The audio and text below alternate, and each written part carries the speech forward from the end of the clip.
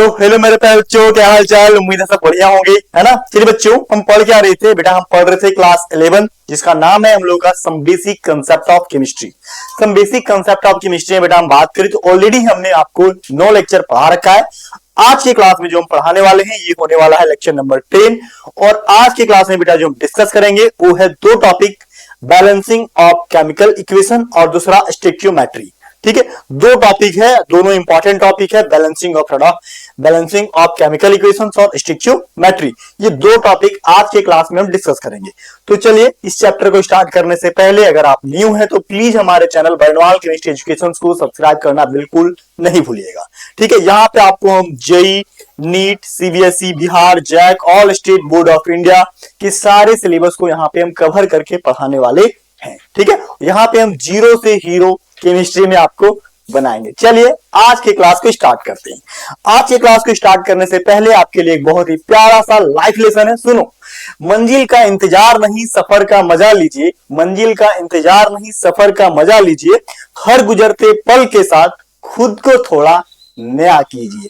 देखिए, टाइम के रिस्पेक्ट में खुद को बदलना ज्यादा जरूरी होता है, क्योंकि अगर आप नहीं बदलोगे तो लोग बदल जाएंगे और इससे बाद में आपको भी तकलीफ होगा। इसलिए समय के साथ खुद को भी थोड़ा थोड़ा बदलने का कोशिश करते रहिए, उसके साथ चलने की कोशिश करते रहिए, बदलने का मतलब है। ठीक है, चलो आज की क्लास को शुरुआत करते हैं। आज के क्लास में पहला टॉपिक है प्रिंसिपल्स ऑफ एटम्स कंजर्वेशन। ये प्रिंसिपल ऑफ एटम कंजर्वेशन क्या टॉपिक है sir?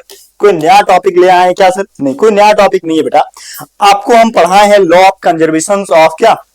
Mass. Law of conservation of mass क्या कहता है कि कोई भी केमिकल रिएक्शंस लो तो केमिकल रिएक्शंस में जितने नंबर ऑफ एटम, देखो यहाँ पे हम पीछे आते हैं। ठीक है, एक पेज ऐड करते हैं। ठीक है, देखो law of conservation of mass क्या कहता है? ये दो सब्सटेंस, दो रिएक्शन ले लो, ए प्लस बी, ये दोनों रिएक्ट किया, क्या बना सर? सी प्लस डी बना।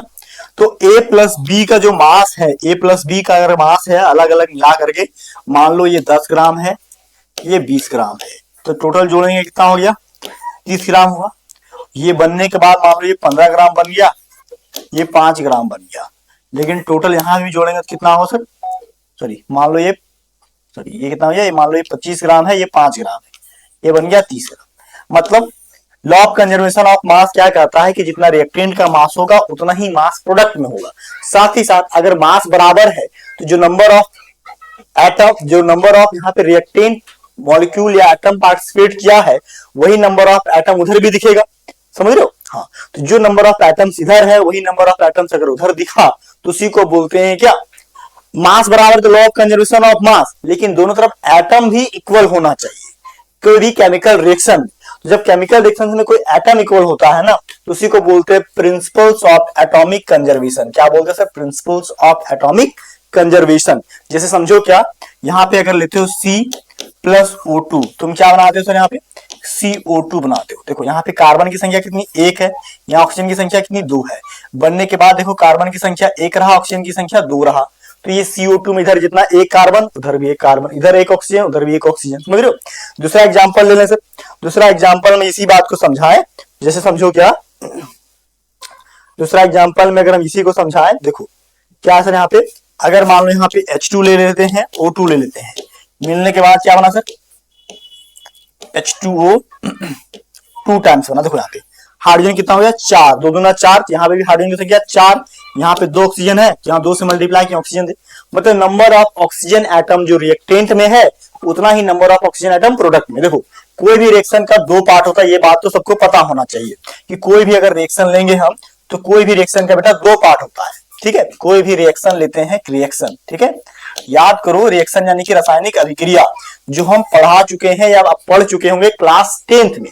तो कोई भी रिएक्शन का 2 पार्ट होता है। एक पार्ट जो होता है एरो से पहले, उसको बोलते हैं हम लोग रिएक्टेंट। क्या बोलते हैं सर? रिएक्टेंट। अब ये दो रिएक्टेंट की संख्या 1 से अधिक हो सकती है। रिएक्टेंट के मॉलिक्यूल ये दोनों एक दूसरे से पार्टिसिपेट करके एरो के बाद क्या बनता है? प्रोडक्ट। क्या बनता है सर? प्रोडक्ट। प्रोडक्ट के साथ कई बार साइड प्रोडक्ट भी बनता है या बाय प्रोडक्ट उसको बोलते हैं। ठीक है, साइड प्रोडक्ट या फिर बाय प्रोडक्ट कहते हैं जो उसके साथ बनता है। समझ रहे हो? हाँ ठीक है, अभी इसके डिटेल में नहीं जा रहे। रिएक्टेंट के अंदर रिएजेंट है, सबस्टिट्यूट, उतना डिटेल नहीं जा रहा, बस ऐसा समझो कोई भी रिएक्शन का दो हिस्सा, एक रिएक्टेंट दूसरा प्रोडक्ट। तो जितना नंबर ऑफ रिएक्टेंट में मास होता है उतना ही प्रोडक्ट में मास होता है, जितना नंबर ऑफ एटम्स रिएक्टेंट में होगा उतना ही एटम की संख्या प्रोडक्ट में भी दिखेगी। सब्सटेंस अलग अलग बन सकता है लेकिन नंबर ऑफ एटम सेम रहेगा। तो वही बात हम यहाँ पे आपको रिएक्शन के अंदर समझा रहे कि C+O2 CO2, यहाँ पे कार्बन की संख्या 1, यहाँ भी 1, ऑक्सीजन की संख्या 2, यहाँ भी 2, हाइड्रोजन की संख्या यहाँ पे 4, यहाँ भी 4, बैलेंस करने के बाद। तो नंबर ऑफ एटम को बैलेंस करने के लिए ही इक्वेशन को क्या किया जाता है, बैलेंस किया जाता है। इसीलिए यहाँ पे क्या है sir, principle of atomic conservation. Principle of atomic conservation क्या कहता है सर, बोलता है total number of atoms of particular element is same in reactant and product. बोलता है यहाँ पे क्या, प्रिंसिपल्स ऑफ एटॉम कंजर्वेशन बोलता है टोटल नंबर ऑफ एटम्स जो पार्टिकुलर एलिमेंट जो होता है वो सेम होता है, चाहे रिएक्टेंट में लो या प्रोडक्ट में। मतलब रिएक्टेंट की तरफ जितना नंबर ऑफ एटम्स है उतना ही प्रोडक्ट में, जैसे हाइड्रोजन यहाँ 4 है उधर भी 4, इधर 2 ऑक्सीजन है उधर भी 2 ऑक्सीजन।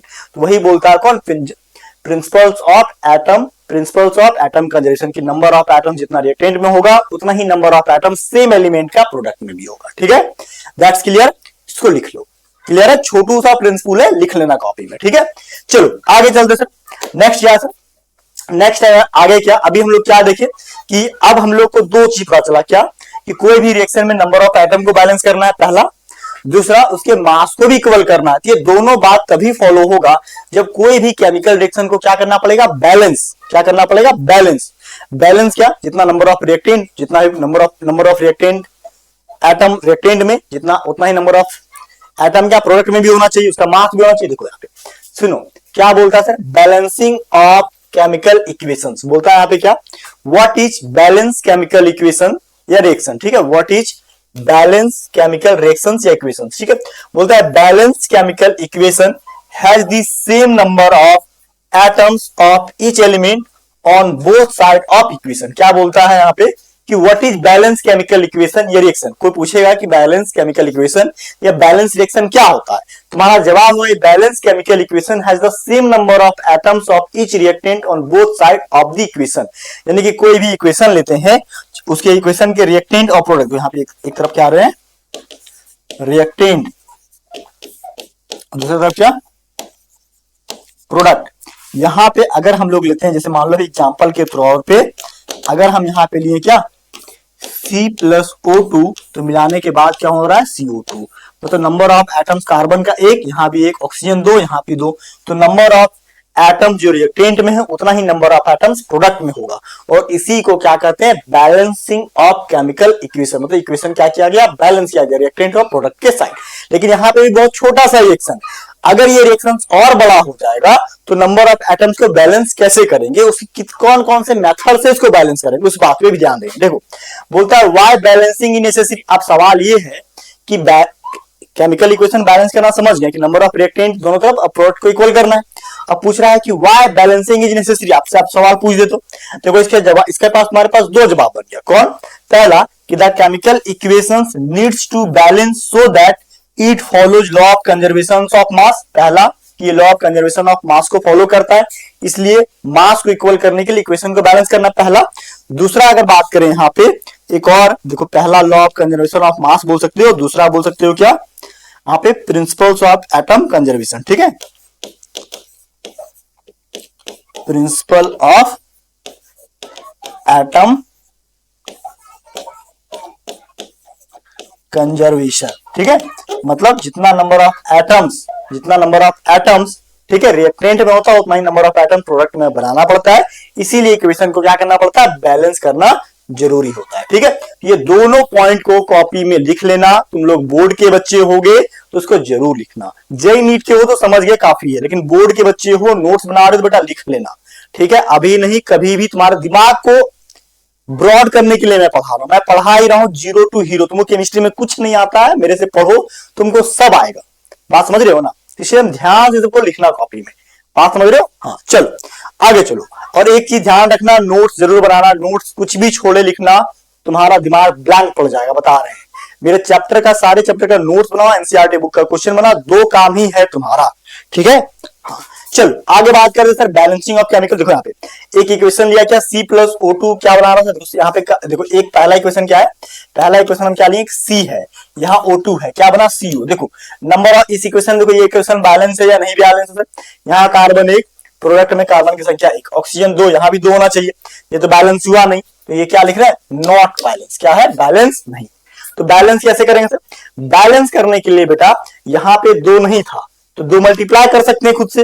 देखो कोई भी इक्वेशन को बैलेंस करने के लिए उसके आगे हम लोग स्टोइकियोमेट्रिक कोएफिशिएंट मल्टीप्लाई करके बैलेंस कर सकते हैं, ठीक है। हाँ, तो वही बोलता है क्या कि इसको बैलेंस करने के लिए अगर कार्बन में 2 लगा दें और यहाँ पे 2 लगा दें, तो यहाँ पे 2 लगाया तो कार्बन को 2 करना पड़ेगा क्योंकि 2CO, तो यहाँ पे कार्बन यहाँ 2, यहाँ पे 2 ऑक्सीजन, यहाँ पे क्या कार्बन भी 2 ऑक्सीजन भी 2।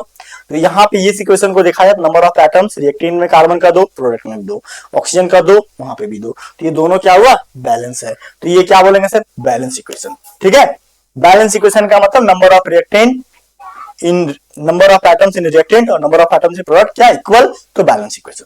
ठीक वैसे ही दूसरा एग्जांपल लिया गया सर, देखो क्या जिंक को किससे रिएक्ट कराया, HCl से। तो जिंक HCl से रिएक्शन करके क्या बना, ZnCl2 प्लस H2। ध्यान से देखो यहाँ पे Zn की संख्या 1 थी, यहाँ पे भी 1 है, H की संख्या यहाँ पे 1 है लेकिन बन गया 2, यहाँ पे 1 बन गया 2, यानी कि यहाँ पे इधर कम हो गया। यहाँ पे Cl की संख्या 1 इधर बन गया 2, यानी Cl की संख्या भी कम है, तो यहाँ पे ये बैलेंस नहीं है। प्रोडक्ट में जिस तरह से उस तरह से रिएक्टेंट में बैलेंस नहीं, तो ये इक्वेशन को क्या लिख देंगे, नॉट बैलेंस। क्या, बैलेंस नहीं। तो बैलेंस करने के लिए क्या करना पड़ेगा, बैलेंस करने के लिए उधर कम है तो इधर मल्टीप्लाई करेंगे, इसको 2 मॉलिक्यूल कर देंगे, HCl को 2 गुना कर देंगे।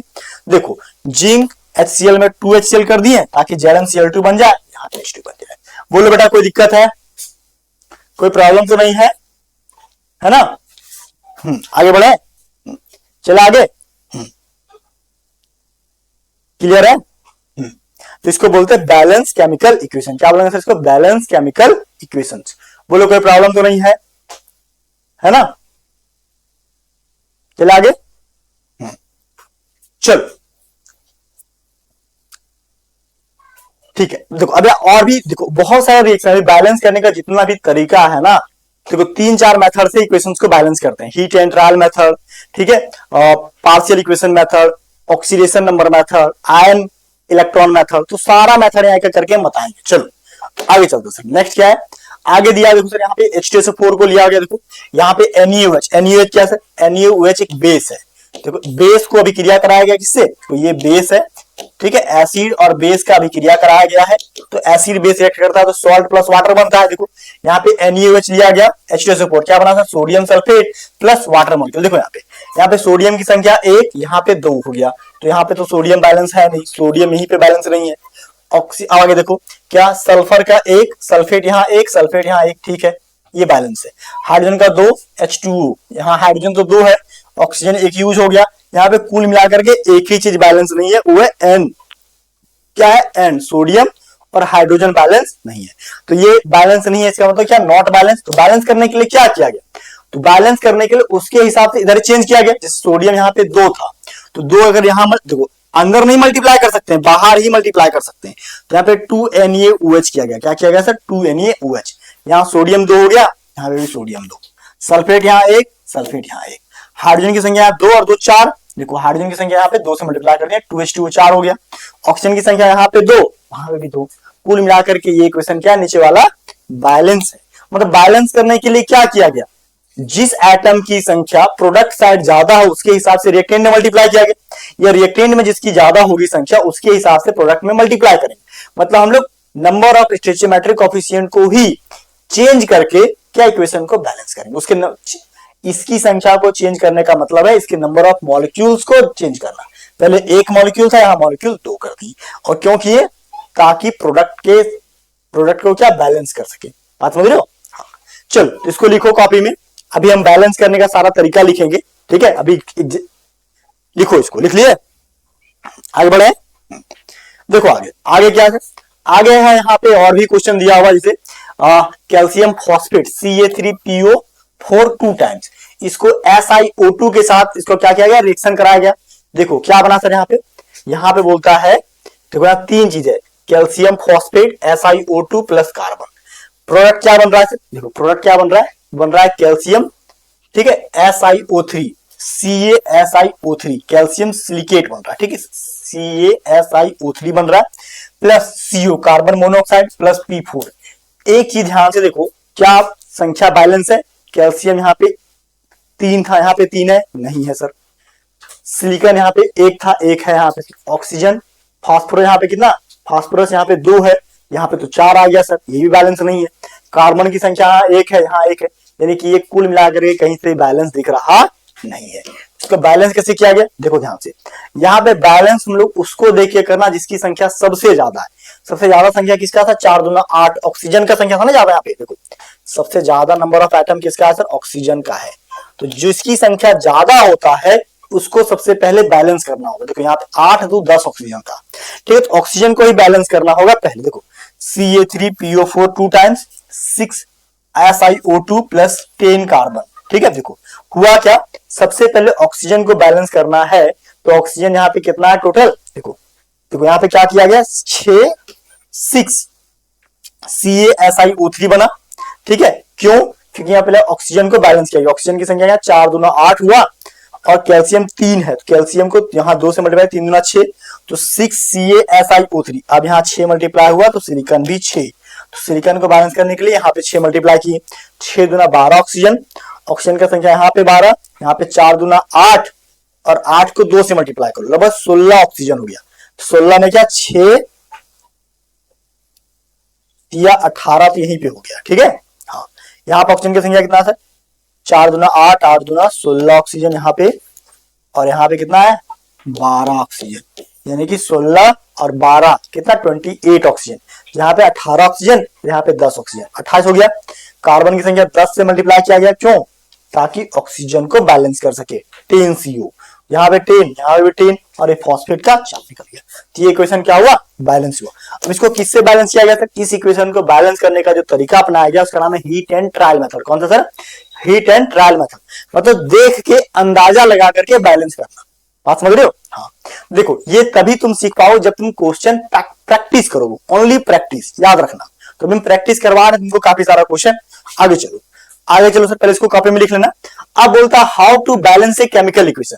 केमिकल इक्वेशन को बैलेंस तुम कैसे कैसे करोगे? देखो केमिकल इक्वेशन को बैलेंस कैसे करोगे, देखो यहाँ पे लिखते हैं sir, how to balance a chemical equation. Chemical equation को बैलेंस कितने तरीके से करते हैं, ठीक है।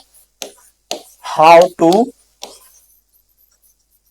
Balance a chemical equation. देखो देखो केमिकल इक्वेशन को बैलेंस हम 4 तरीके से करते हैं, ठीक है। 4 मेथड है। कितना है सर?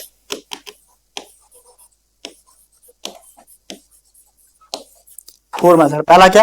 पहला है यहाँ पे हीट एंड ट्रायल मेथड, या फिर इसको बोलते हैं क्या, ईरर मेथड भी कहते हैं, ठीक है। इसको कई बार ईरर मेथड भी इसका नाम दिया जाता है, ठीक है। ट्रायल एंड ईरर मेथड, ठीक है। ट्रायल एंड ईरर मेथड इसका नाम दिया जाता है। दूसरा क्या है? दूसरा नाम है पार्शियल इक्वेशन मेथड, ठीक है। पार्शियल इक्वेशन मेथड, ठीक है। तीसरा क्या है? ऑक्सीडेशन नंबर मेथड, और चौथा क्या है? आयन इलेक्ट्रॉन मेथड, ठीक है। देखो ये 4 अलग तरीके से हम लोग कोई भी इक्वेशन को बैलेंस करते हैं, ठीक है, केमिकल रिएक्शंस को। लेकिन बात ये मजे की कि जो तुमको पढ़ना है वो क्लास 10th में पढ़े थे हीट एंड ट्रायल मेथड, उसी मेथड का यूज अभी भी तुमको करके पढ़ना है, ठीक है। देखो अभी भी तुमको क्या इसी मेथड का ही यूज करके पढ़ना, हीट एंड ट्रायल मेथड। बाकी बात ये कभी कभी पार्शियल इक्वेशन मेथड का यूज करेंगे कभी कभी, और ये 2 मेथड जो तुम्हारा नीचे दिख रहा है उस मेथड को हम आगे पढ़ाएंगे। कहां पे पढ़ाएंगे सर? रेडॉक्स रिएक्शन नाम का एक चैप्टर है क्लास 11th में यूनिट नंबर 7, वहां पे पढ़ाएंगे, ठीक है। तो ये दो तो अभी नहीं पढ़ाएंगे, बाकी बात ये सबसे ज्यादा यूज होगा और पार्शियल इक्वेशन मेथड कभी कभी यूज होगा। मोस्टली जो एनसीईआरटी में दिया हो ये मेथड पढ़ना है तुम्हें। बात समझ रहे हो? देखो काफी चीज इसलिए बता रहे हैं डिटेल में ताकि तुम कंफ्यूज ना हो। बहुत सारे बच्चे जेई नीट का प्रिपरेशन करेंगे बाद में, तो उनका दिमाग तो आउट रहेगा, इसलिए बेटा सब लिखना। मैं बता रहा हूं तुमको आगे चल के सारा चीज काम आएगा मेरे नोट्स का। थोड़ा बड़ा नोट्स बनेगा लेकिन तुम्हारे लिए एकदम फायदेमंद साबित होगा। चलो, बोलता है how to balance a chemical equation. देखो बोलता है कि the best way to balance a chemical equation is by hit and trial method. इसका दूसरा नाम क्या है sir? Error and trial method. ठीक है, इसमें बैलेंस कैसे करते हैं सर? इसमें सिंपल तरीके से बैलेंस करना, जिसका संख्या ज्यादा हो, जिस एलिमेंट के एटम का संख्या ज्यादा हो, सबसे पहले उसी को बैलेंस करते हैं। सिंपल सी बात। देखो यहाँ पे देखो स्टेप बाय स्टेप लिखा हुआ है, अभी हम बता दे रहे हैं, बाकी बात जब हम इक्वेशन को बैलेंस करेंगे उसमें इतना स्टेप हम यूज नहीं करेंगे, बस दिमाग लगाएंगे सीधा बैलेंस करेंगे। ठीक है, अभी बार लेकिन समझो, कॉपी में लिख लेना। देखो बोलता है क्या? बैलेंस क्या करना सर? C2H6। C2H6 मतलब क्या? यहाँ पे इथेन है, इसको O2 से भी क्रिया कराए, CO2 बना प्लस H2O बना। ठीक है, अब देखो कार्बन की संख्या यहाँ 2 थी, वहां 1 है, बैलेंस तो है नहीं। हाइड्रोजन की संख्या यहाँ पे 6 है, वहां पे 2 है, तो बैलेंस तो है नहीं। ऑक्सीजन की संख्या 2 है, यहाँ पे भी 2 है, यहाँ 3 है। सबसे पहले बात करें कौन से एलिमेंट का संख्या सबसे ज्यादा है? बेटा सबसे ज्यादा संख्या यहाँ पे तो हाइड्रोजन दिख रहा है, 6 है, उधर तो है नहीं। कार्बन की संख्या 2 है, एक कार्बन की संख्या बैलेंस नहीं है। ऑक्सीजन की संख्या ये भी बैलेंस नहीं, लेकिन सबसे ज्यादा हाइड्रोजन है। तो सबसे पहला काम होगा हाइड्रोजन को ही बैलेंस करना। ठीक है, बोलता है step 1 start the balancing any element prefer main element. कोई भी एक एलिमेंट को मेन एलिमेंट के रूप में प्रीफर करेंगे बाय एडजस्टिंग स्टोइचियोमेट्री कोएफिशिएंट। देखो बोलता है क्या कि सबसे पहले बैलेंस कैसे करेंगे सर? बोलता स्टार्ट बैलेंसिंग एनी एलिमेंट, कोई भी एक एलिमेंट को बैलेंस करना स्टार्ट करो। प्रीफर मेन एलिमेंट, उस एलिमेंट को प्रीफर करना जो एज ए मेन एलिमेंट के रूप में दिखता हो। मेन एलिमेंट कैसे पहचानेंगे सर? मेन एलिमेंट पहचानने का सिंपल तरीका है जिस एटम की संख्या सबसे ज्यादा या तो रिएक्टेंट में हो या तो प्रोडक्ट में हो। सिंपल सी बात है। मेन एलिमेंट पहचानने का तरीका क्या है सर? जो नंबर ऑफ एटम सबका जिससे ज्यादा हो। ठीक है, ठीक है, मैक्सिमम नंबर ऑफ एटम। ठीक है, जिस एटम की संख्या सबसे ज्यादा हो उसी को एज ए मेन एलिमेंट के रूप में हम लोग लेंगे। तो यहाँ पे तुम हाइड्रोजन को ले सकते हो या फिर कई बार तुम कार्बन को भी ले सकते हो, नो डाउट। बात समझ रहे हो? क्लियर है? हाँ, चलो तो आगे चलते सर। आगे क्या है? आगे बोलता है यहाँ पे क्या, ध्यान से देखो कि start balancing any element prefer as a main element by adjusting stoichiometry coefficient. यहाँ पे मेन एलिमेंट कार्बन को लिए हुए, क्या कार्बन इज बैलेंस, सबसे पहले कार्बन को ले लिया गया। तुम हाइड्रोजन को भी लेते तो कोई दिक्कत नहीं था। ठीक है, हाँ देखो यहाँ पे कार्बन क्या सर? C2H6। C2H6 में कार्बन की संख्या यहाँ 2, तो इस कार्बन को बैलेंस करने के लिए इस कार्बन को मल्टीप्लाई करना पड़ेगा 2CO2 ताकि कार्बन बैलेंस हुआ। अब कार्बन को बैलेंस होने से बिगड़ा कौन? हाइड्रोजन। हाइड्रोजन की संख्या यहाँ 4 हो गई और एक 5 हो गई, यहाँ पे लेकिन 2 ही है। तो क्या करेंगे सर? इस कार्बन को बैलेंस करने के बाद दूसरा एलिमेंट कौन है जिसकी संख्या सबसे ज्यादा है? वो है हाइड्रोजन बाबा। तो हाइड्रोजन को बैलेंस करना पड़ेगा। देखो बोलता है balance the other element without disturbing the balancing of previously balance element. देखो अब उस एलिमेंट को डिस्टर्ब नहीं करना जो पहले तुम बैलेंस कर चुके हो। जैसे कार्बन को बैलेंस कर दिए, अब कार्बन को डिस्टर्ब नहीं करना। अब डिस्टर्ब किसको करेंगे? Main prefer element hydrogen. तो हाइड्रोजन की संख्या 6, यहाँ पे 2, तो 6 को बैलेंस करने के लिए यहाँ 3 से मल्टीप्लाई हो सकता है। हाँ, तो वही बोलता है यहाँ पे प्रीफर किया गया hydrogen as a main element. चलो तो हाइड्रोजन को बैलेंस करने के लिए क्या? 6 हाइड्रोजन, 3 से 3H2O, ताकि यहाँ पे हाइड्रोजन की संख्या क्या हो जाए? बैलेंस। बात समझ रहे हो? अब देखो सर यहाँ पे C2H6O2। अब देखो यहाँ पे क्या हुआ? हाइड्रोजन की संख्या बैलेंस, 6 हाइड्रोजन, 6 हाइड्रोजन, कार्बन की 2, कार्बन की 2। ऑक्सीजन यहाँ पे कितना बेटा? यहाँ पे ऑक्सीजन की संख्या 3 ऑक्सीजन है, यहाँ पे 2 दूना 4 ऑक्सीजन है, और यहाँ पे देखो इधर कितना? इधर 2 ऑक्सीजन है। ऑक्सीजन की संख्या बैलेंस नहीं है तो इस बार ऑक्सीजन को बैलेंस करना पड़ेगा। ठीक है, चलो यहाँ पे कितना ऑक्सीजन है? प्रोडक्ट साइड 2 दूना 4 और 3, टोटल 7 ऑक्सीजन इधर है और इधर कितना? 2 ऑक्सीजन है, तो इसको बैलेंस करना पड़ेगा। ये स्टेप नंबर 3 होगा। अब चलो सर स्टेप नंबर 3 क्या कहता है? देखो बोलता है क्या? Repeat the step 2 until all elements are balance. देखो अब क्या करना है कि जो स्टेप नंबर 2 था कि प्रीवियस जो एलिमेंट बैलेंस कर चुके उसको बिना डिस्टर्ब किए हुए आगे वाला जो एलिमेंट बैलेंस नहीं है उसको बैलेंस करना है। जैसे यहाँ पे ऑक्सीजन कितना है सर? यहाँ पे 4 और 3 7 है, तो इधर भी 7 ऑक्सीजन आना पड़ेगा। तो यहाँ पे O2 यहाँ पे 2 मॉलिक्यूल था, इसको 7/2 से मल्टीप्लाई कर देंगे तो यहाँ पे कितना आएगा, 2 2 कटेगा तो ऑक्सीजन की संख्या 7 हो जाएगा। तो यहाँ पे क्या गया, 7/2 से मल्टीप्लाई किया गया और ये इक्वेशन बैलेंस हो गया। अब यहाँ जिस इक्वेशन को जिससे बैलेंस किए हैं उसका नाम है हीट एंड ट्रायल मेथड। क्या नाम है sir, heat and trial method.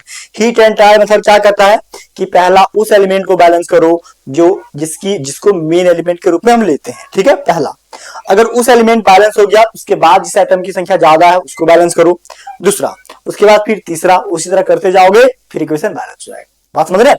अब चलो, अभी तो बैलेंस करके दिखा दिए, अब हम काफी सारा क्वेश्चन प्रैक्टिस करके दिखाते हैं। मेन चीज है प्रैक्टिस, अभी तो बता दिए स्टेप, अब है रिएक्शन प्रैक्टिस करके दिखाते हैं, ठीक है।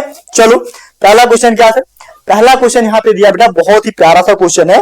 ये क्वेश्चन यहाँ पे दिया है क्या, देखो सबसे पहले दिया हुआ है कि मैग्नेटिक ऑक्साइड, क्वेश्चन नंबर 8 है। देखो ये क्वेश्चन बोलता है मैग्नेटिक ऑक्साइड Fe3O4, क्या है यहाँ पे Fe3O4 दिया हुआ है।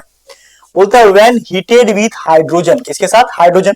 तो हाइड्रोजन क्या है, गैस मॉलिक्यूल होता है, उसके साथ हीट करेंगे, रिड्यूस टू आयरन। बोलता है यहाँ पे बना क्या रहा है, ये आयरन Fe बनाएगा। एंड ऑल्सो प्रोड्यूस्ड, बोलता है एंड वाटर, वाटर का फॉर्मूला H2O बनाएगा। बोलता है right the balance equation for this reaction, इस इक्वेशन का बैलेंस इक्वेशन लिखो। देखो यहाँ पे आंसर लिख रहे हैं, बैलेंस इक्वेशन कैसे करेंगे सर। स्टेप नंबर 1 तो यही है कि सारा कहानी लिखो। देखो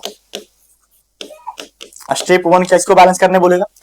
आयरन की संख्या, आयरन यहाँ पे Fe3O4 H2 और यहाँ पे H2O। देखो सबसे मेन एलिमेंट यहाँ पे दिख रहा है, आयरन ही दिख रहा है। कौन दिख रहा है सर, आयरन। तो आयरन यहाँ 3 है, यहाँ पे आयरन 3 मल्टीप्लाई कर दें, बात समझ रहे हो। आयरन यहाँ 3 है तो उधर भी 3 मल्टीप्लाई कर दो। देखो यहाँ पे क्या, Fe3O4, ठीक है, प्लस H2। यहाँ पे क्या कर दें सर, यहाँ पे क्या कर दें 3Fe प्लस H2, ठीक है। देखो यहाँ पे आयरन की संख्या 3, वहां पे आयरन की संख्या 3, बिल्कुल नो डाउट। अब बेटा चलो आगे, ऑक्सीजन की संख्या 4, ऑक्सीजन की संख्या कितना 4। अब इधर ऑक्सीजन की संख्या कितनी है 1। तो अब स्टेप नंबर 2 क्या होगा, स्टेप 2 देखो, स्टेप 2 होगा सिंपल, क्या Fe3O4 प्लस H2 बनेगा क्या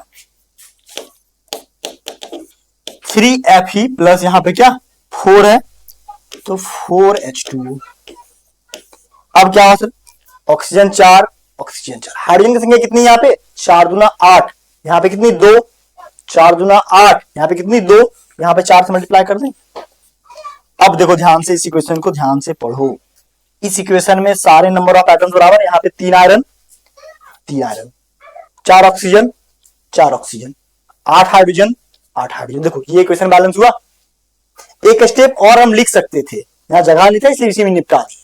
बाकी बात तुम ऐसे लिखो या इसको एक लाइन में भी लिख दो तब भी नो डाउट, कोई दिक्कत नहीं है। पूरा क्वेश्चन सही है, ठीक है, पूरा का पूरा क्वेश्चन सही है, आंसर सही है। चलो जल्दी से छापो कॉपी में, जल्दी से सभी बच्चे इसको कॉपी में जल्दी से नोट डाउन कर लो, ठीक है। हाँ क्लियर है। अभी बहुत सारा क्वेश्चन हम लिए हैं, सारा बैलेंस करके दिखा देंगे, ठीक है।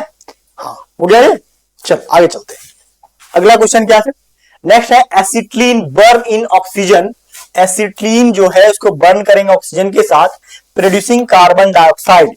बोलता है एंड वाटर। देखो सबसे पहले यहाँ देखो आंसर, एसिटिलीन क्या है यहाँ पे C2H2, इसको एसिटिलीन कहते हैं, ठीक है। इसको O2 के साथ बर्न करो, क्या बनेगा सर, बनेगा कार्बन डाइऑक्साइड। कार्बन डाइऑक्साइड यानी CO2 बनाएगा, प्लस क्या बनाएगा सर H2 बनाएगा, ये तो बनाएगा। इस इक्वेशन का ये तो मतलब है सिंपल कि एसिटिलीन बर्न इन ऑक्सीजन प्रोड्यूसिंग कार्बन डाइऑक्साइड मतलब CO2 एंड H2O। बोलता है इस इक्वेशन को बैलेंस करो सर। एसिटिलीन का फॉर्मूला ये था C2H2। स्टेप 1 क्या बैलेंस करना सर, कार्बन की संख्या 2, कार्बन की संख्या 1 दिख रहा है, पहले कार्बन की संख्या को बैलेंस करो। स्टेप 1 हम ये देखो, अभी हम इतना लिख रहे हैं ना, स्टेप 1 2 ये सब भी हटा देंगे, सिंपल सा एक दो स्टेप में बैलेंस करके दिखा देना है।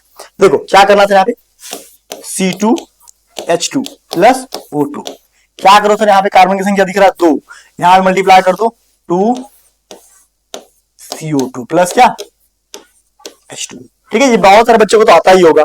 अब देखो सर यहाँ पे ऑक्सीजन की संख्या कितनी है यहाँ पे 2 दूना 4 और 1 5। ठीक है, तो ऑक्सीजन बैलेंस मत करो, पहले हाइड्रोजन बैलेंस करके खत्म करो। हाइड्रोजन की संख्या कितना 2, यहाँ पे भी 2 ऑलरेडी मल्टीप्लाई है। तो अब क्या करना है सर, देखो ये 2 वो 2, अब हमको इसको डिस्टर्ब नहीं कर सकते हैं क्योंकि हाइड्रोजन बैलेंस है, यहाँ बैलेंस है, तो इसको डिस्टर्ब नहीं करें। अब डिस्टर्ब इसको करेंगे ऑक्सीजन को। ऑक्सीजन की संख्या कितनी है सर यहाँ पे 2 दूना 4 और 1 5, टोटल 5 ऑक्सीजन है। तो 5 ऑक्सीजन के लिए क्या है, यहाँ पे 2 ऑक्सीजन है, यहाँ 5/2 मल्टीप्लाई कर दें। स्टेप 2 देखो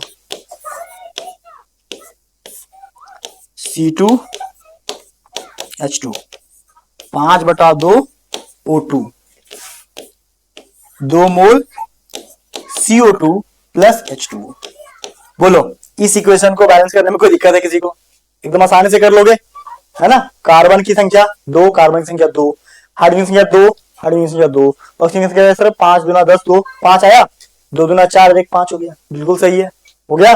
क्वेश्चन नंबर 9 तो मैं क्वेश्चन प्रैक्टिस इसलिए करा रहा हूं ताकि कोई बच्चा क्लास 10th में अगर ये बात नहीं पढ़ा होगा तो यहां पढ़ ले, ठीक है, क्योंकि आगे बहुत सारा क्वेश्चन ऐसे आने वाला है। ठीक है, चलो आगे चलते हैं। नेक्स्ट यार, नेक्स्ट देखो यहाँ पे काफी सारा क्वेश्चन है, एक एक करके बैलेंस करो सर। जो होमवर्क तुम लोग कर सकते हो, कोई दिक्कत नहीं है। देखो पहला वाला है, देखो हम एक ही स्टेप में बैलेंस करेंगे, अब 2-4 स्टेप नहीं लिखेंगे। ठीक है, देखो SO2H2S प्लस, देखो यहाँ पे सल्फर की संख्या यहाँ पे 1 है, यहाँ पे भी 1 है। ठीक है, हाँ। H2S में देखो सर, यहाँ पे H2S में क्या है, यहाँ पे सल्फर की संख्या 1 और 1 2, यहाँ पे क्या करना पड़ेगा 2 करना पड़ेगा। SO2H2S क्या करें सर, यहाँ पे 2S कर दें। दूसरा देखो सर, यहाँ पे हाइड्रोजन की संख्या 2, यहाँ पे भी 2 हो गया। ऑक्सीजन की संख्या देखो, यहाँ पे ऑक्सीजन की संख्या कितनी है, यहाँ पे ऑक्सीजन की संख्या है 2। अगर यहाँ पे ऑक्सीजन की संख्या 2 है बेटा, यहाँ 2 से मल्टीप्लाई करना पड़ेगा। अब जैसे तुम 2 यहाँ से मल्टीप्लाई करोगे, हाइड्रोजन की संख्या हो गया 4। अब हाइड्रोजन की संख्या अगर तुम यहाँ 4 करोगे तो क्या हुआ, क्या हिला, सल्फर की संख्या हो गया सर 4 और 1 5, 4 और 1 5। बाकी बात सब ठीक है, ध्यान से, बाकी बात सब ठीक है, सब ठीक है सर। तो यहाँ 5 कर देना पड़ेगा क्योंकि ये सिंगल है तो इसको तो हम चेंज कर ही सकते हैं, इसमें तो कोई डाउट है नहीं। ठीक है, तो इसको यहाँ पे क्या कर देंगे 5S, और ये हमारा बैलेंस इक्वेशन हो चुका है। सल्फर 1 सल्फर 1, सल्फर यहाँ पे 4 और 1 5, 5 सल्फर, ऑक्सीजन 2 ऑक्सीजन 2, हाइड्रोजन कितना,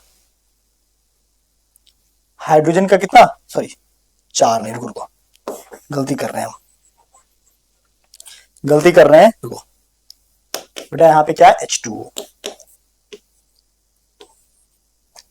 4 हुआ, तो यहाँ पे 2 से मल्टीप्लाई करेंगे ना, 2 और 1 3, यहाँ पे 3 मल्टीप्लाई करो, देखो 3S करो। अब ये क्वेश्चन बैलेंस हो गया।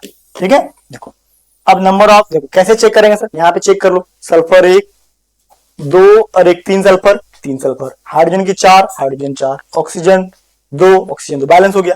वैसे ही बात करें सर इसका, इसका बैलेंस करो सर, Al4C3H2O, यहाँ पे दिया क्या AlOH3 टाइम्स CH4, देखो कैसे होगा सर, एल्युमिनियम कार्बाइड Al4C3, ठीक है, H2O बनेगा क्या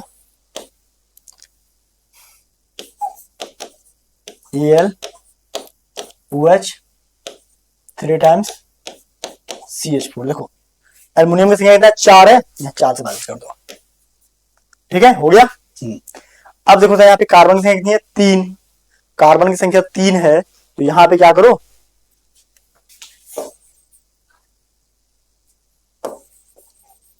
देखो यहाँ पे कार्बन की संख्या क्या है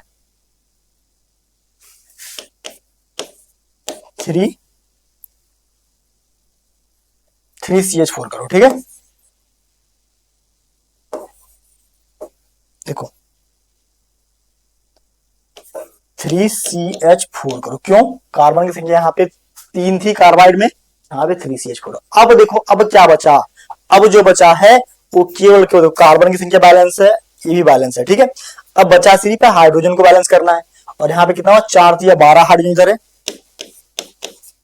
देख रहे हो। हाँ, अब यहाँ पे OH है, OH कितना है, यहाँ पे 4 या 12 हुए, 12 OH है, तो 12 OH को अगर हम 6 वाटर मॉलिक्यूल कर दे, कितना कर दे सर, यहाँ पे यहाँ पे 12 OH है, अगर 12 मॉलिक्यूल यहाँ पे क्या कर दो, 12 OH मतलब 12 ऑक्सीजन है, चलो तो यहाँ पे इसको हम 12 से मल्टीप्लाई कर देंगे, यहाँ से 12 H2, इससे क्या हुआ सर, 12 दूना 24 hydrogen, 12 hydrogen 12, 12 hydrogen 12 hydrogen, 12 oxygen 12 oxygen, 4 किया 12। Clear my point? हाँ, ये दो इक्वेशन यहाँ पे बैलेंस हो चुका है, देख रहे हो? क्लियर है? हाँ, चलो अब थोड़ा सा बात करें हम लोग, क्या देखो, अब चलो अब चलते हैं नेक्स्ट पे। नेक्स्ट क्या सर, यहाँ पे ध्यान से देखो,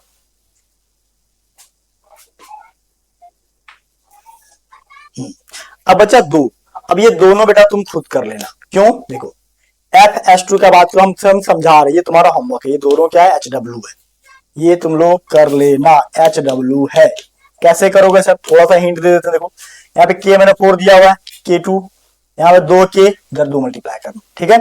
MnO4 यहाँ पे 1 है, तो वहां पे भी क्या, उधर 2 मल्टीप्लाई करोगे, KMnO4 का 2, एक M यहाँ बने, एक M यहाँ पे, ऑक्सीजन बैलेंस हो जाएगा, प्लस KOH, यहाँ 2 मल्टीप्लाई करने से K की संख्या 1 वहां, 1 यहाँ 2 है, ठीक है, तो KOH को मल्टीप्लाई मत करना, ठीक है, बाकी बात ये इक्वेशन बैलेंस हो जाएगा। उसका यहाँ पे Fe2O3 में क्या है सर, F तो यहाँ पे छूट गया है, ठीक है। तो ये दोनों को आप ट्राई करना, ये दोनों एज होमवर्क है, ना ट्राई हो कमेंट सेक्शन में, थोड़ा माथा खपाओ, एक दो में माथा तो खपाओ, ठीक है, ये दो खुद से बनाना, ठीक है, छोड़ दे रहे। चलो आगे चलते सर, अब आगे क्या है, ये बैलेंसिंग ऑफ केमिकल इक्वेशंस के बाद आता है स्टिक्योमेट्री।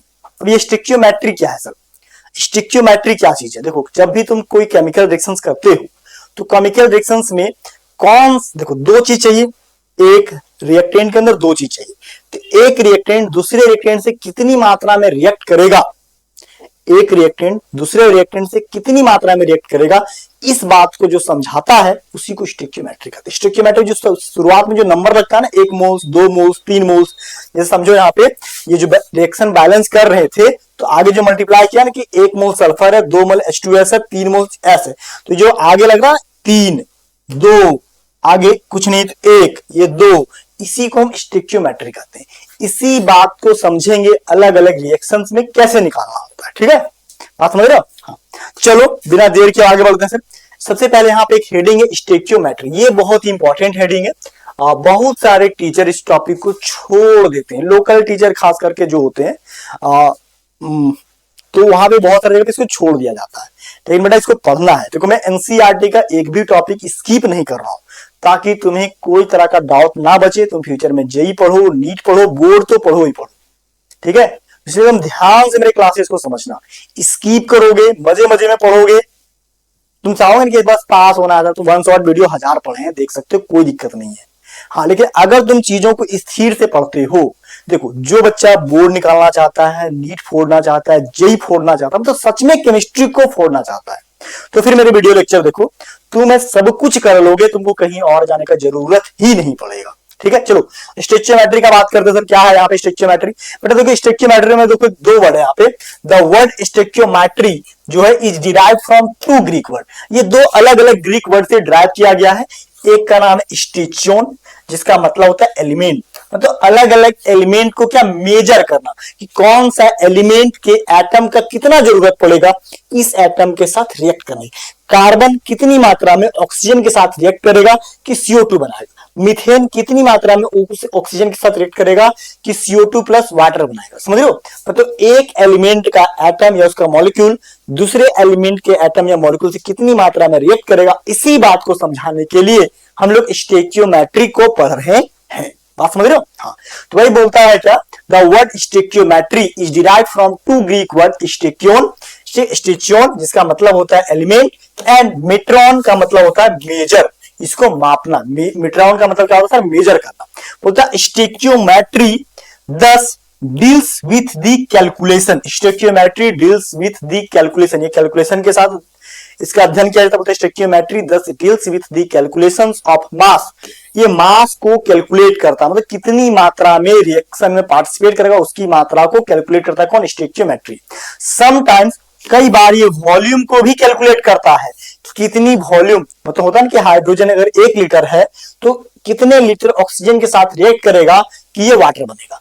अमोनिया अगर 5 लीटर है, कितनी मोल हाइड्रोजन के साथ रिएक्ट करेगा? 1 लीटर हाइड्रोजन है, 1 लीटर अमोनिया है, तो कितनी लीटर हाइड्रोजन के साथ रिएक्शन करा दे कि x amount of ammonia gas बन जाए। समझ लो, नाइट्रोजन हाइड्रोजन मिलता है तो अमोनिया गैस बनता है। तो कई बार ये वॉल्यूम निकालने के लिए, कई बार अमाउंट ऑफ सब्सटेंस के मास को कैलकुलेट करने के लिए स्टोइकियोमेट्रिक कॉन्सेप्ट का यूज करते हैं। बात समझ रहे हो? लिखना बहुत ही बेस्ट नॉलेज है, बहुत ही गहरी बातें। यहाँ पे थोड़ा सा अगर चीजों को छोड़ोगे तो बेटा तुम निकल जाओगे, तुमको समझ में नहीं आएगा। एकदम कॉपी में लिखना, अभी थोड़ा सा अगर कम भी समझ में आए तभी नोट्स बनाना, ठीक है? चलो, हमें साइड जब भी होता है वीडियो पॉज करके लिख लेना, नोट्स कमेंट में पूछ लेना। अगर मैं देखो, मैं तो पीडीएफ लिंक डाल दूंगा, अगर नहीं डाल पाता हूं तो कमेंट कर देना, मैं दोबारा डाल दूंगा। बात समझ रहे हो? देखो क्या लिखा हमने कि stoichiometry thus deals with the calculations of masses, sometimes volume, कई बार मास को भी दिखाता है, कई बार वॉल्यूम को भी दिखाता है, ठीक है? Of the reactant and product involve in a chemical reaction, कोई भी केमिकल रिएक्शन से कितनी मात्रा में रिएक्टेंट है और कितनी मात्रा में प्रोडक्ट बनेगा, इस बात को बताता है कौन? स्टोइकियोमेट्री, स्टोइकियोमेट्री, ठीक है? क्लियर है? That's clear. हाँ, जो बात यहां लिखे हैं एनसीईआरटी बुक का बात है, इसलिए पढ़ना बेटा उसको, बुक को मैं बार बार एनसीईआरटी बुक को प्रमोट करता हूं क्योंकि उसी में तुम्हारा फ्यूचर है।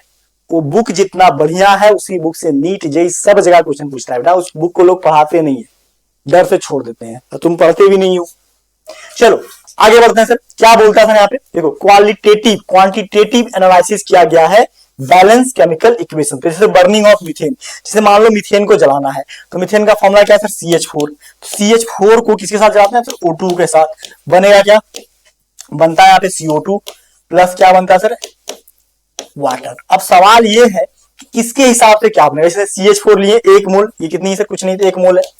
अब इसको CO2 बनाना है, ये 2 मोल ऑक्सीजन के साथ बर्न करेगा, तो क्या बन रहा है? 1 मोल CO2 बन रहा है, रेस्ट 2 मोल क्या बन रहा है? वाटर। तो ये आगे पे जो लिख रहा है, देखो आगे पे जो यहाँ पे बात आ रहा है कि कितनी मोल से ये रिएक्ट करेगा, ये कौन डिसाइड करेगा? कि 1 मोल जब तुम ये ले रहे हो, 1 मोल जब तुम ये ले रहे हो, ठीक है, जब 1 मोल ये ले रहे हो तो ये 1 मोल 2 मोल ऑक्सीजन से डिसाइड करेगा, 2 मोल ऑक्सीजन से रिएक्ट करेगा। मतलब मान लो इसकी मात्रा 1 मोल है, 1 मोल का मतलब कितना? 1 मोल मीथेन का मतलब कितना ग्राम हो गया? तो इसका मोलर मास निकालना पड़ेगा, 12 गुने 1 प्लस हाइड्रोजन का 4 गुने 1, यानी कि टोटल कितना? 16 ग्राम मीथेन लिए। 16 ग्राम मीथेन को लेंगे तो कितनी मात्रा ऑक्सीजन का चाहिए सर? 2 मॉलिक्यूल। तो ऑक्सीजन के 1 मॉलिक्यूल का मास कितना होगा? देखो 1 मोल ऑफ O2 बराबर कितना होगा? 16 गुने 2, 32 ग्राम। 2 मॉलिक्यूल चाहिए, यानी कि कितना? इसको 2 मॉलिक्यूल O2 का चाहिए ना, CO2। हाँ, तो इसको 64, देखो 2 मोल चाहिए, 2 मोल ऑफ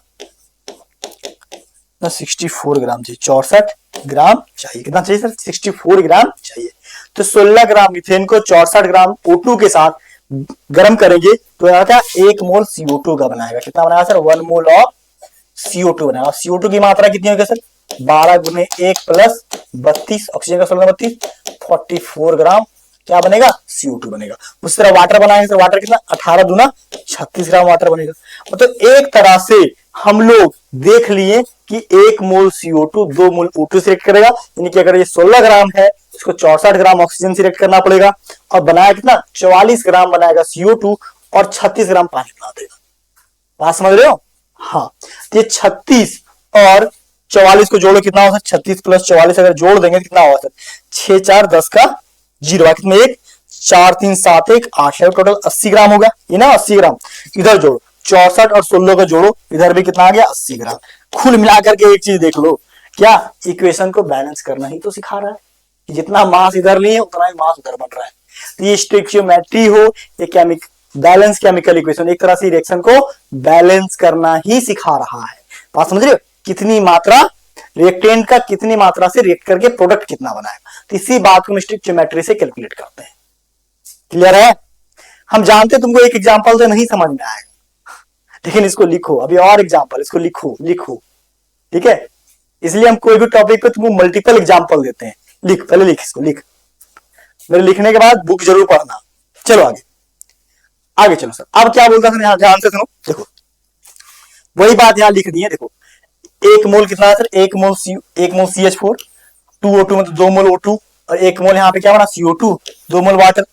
अब जान लो एक मॉलिक्यूल, एक मोल या एक मॉलिक्यूल CH4 का कितना मास है, 16 ग्राम। कार्बन का 12 गुने, अभी तो निकाल दिए, लिखेंगे नहीं हम। ऑक्सीजन का क्या, 16 गुना 32 गुना 64, तो यहाँ पे 64 ग्राम। यहाँ पे कितना, O2 का 44 ग्राम। 44 ग्राम कैसे आया, अरे पता तो है ना, 12 गुने 1 प्लस 16 गुने 2 बराबर 44। हाँ ये सब पता होना चाहिए, मोल हम बहुत अच्छे से पता है। इसका कितना, 36 ग्राम। ठीक है, तो ये कैसे पता चला सर, तो ये पता चल रहा है सामने वाला जो स्टोइकियोमेट्री है, और स्टोइकियोमेट्री का पता चलता है जब कोई इक्वेशन को तुम बेटा बैलेंस कर देते हो। ये इक्वेशन को, इसलिए पहले इक्वेशन लिखना, फिर इक्वेशन को बैलेंस करना, फिर उसके स्टोइकियोमेट्री को देखना, तब पता चलेगा कौन सा सब्सटेंस कितने से रिएक्ट करेगा और कितनी मात्रा में प्रोडक्ट को बनाएगा। That's clear. हाँ छापो छापो छापो, ठीक है। आगे चलते सर, आगे क्या है, एकदम वीडियो पॉज करके छाप लेना। और भी एग्जांपल है, मल्टीपल एग्जांपल तेरे लिए ले रहे हैं। देखो आगे है सर, यहाँ पे 1 मोल नाइट्रोजन लिए, 3 मोल हाइड्रोजन। बोले थे अभी ना कि अगर मान लो अगर वॉल्यूम दिया, जैसे नाइट्रोजन क्या 1 मोल है, तो 3 मोल हाइड्रोजन से रिएक्ट करेगा, बनेगा क्या 2 मॉलिक्यूल NH3, क्योंकि बैलेंस करना पड़ेगा। नाइट्रोजन की संख्या 2, यहाँ 2, हाइड्रोजन की संख्या 6, यहाँ पे 3 को 2 से मल्टीप्लाई किया 6, तो इसका 1 मोल इसके 3 मोल से बनाएगा 2 मोल NH3। ठीक है, मास में निकालेंगे कितना मास होगा इसका, 1 मोल N2 बराबर कितना, 14 दूना 2, 28 ग्राम। हाइड्रोजन का बात करें क्या, 1 मोल ऑफ H2 बराबर कितना, 2 ग्राम। तो 3 मोल है, तो 3 मोल है, तो यहाँ पर कितना 6 ग्राम। यहाँ पे अमोनिया कितना मोल जाएगा, अमोनिया का 1 मोल, अमोनिया का वेलो मोल कितना हो जाएगा, 14 3 17, 2 मोल दिया तो 2 मोल ऑफ